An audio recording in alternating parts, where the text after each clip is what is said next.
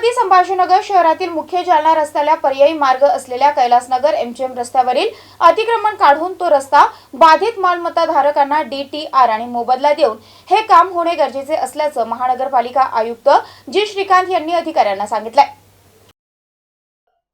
छत्रपती संभाजीनगर शहरातील जालना रोडला शहराची जीवनवाहिनी मार्ग म्हणून संबोधलं जातं। मात्र या मुख्य मार्गावर वाहतुकीला अडथळा निर्माण होत असून गेल्या काही दिवसांपूर्वी या महामार्गावर मोठी दुर्घटना टळली आहे। परंतु या घटनेमुळे पर्यायी रस्त्याचे विषय देखील समोर आले। या घटनेत जालना रोड हा दिवसभर बंद असल्याने वाहतुकीची कोंडी निर्माण झाली होती। यामुळे भविष्यात शहरातील DP रस्ते आणि विशेष करून जालना मार्गाला पर्यायी मार्ग असलेला कैलासनगर MGM मार्ग मोकळा करणे गरजेचे असल्याचं महानगरपालिका आयुक्तांना दिसून आलं।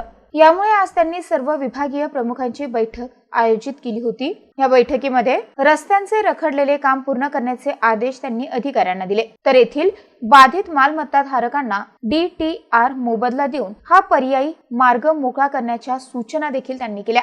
यासोबतच शहरातील आरक्षित DP रस्त्यावरील रस्ते मोकळे करून येथील अतिक्रमण काढून टाकण्याचे आदेश त्यांनी दिलेत।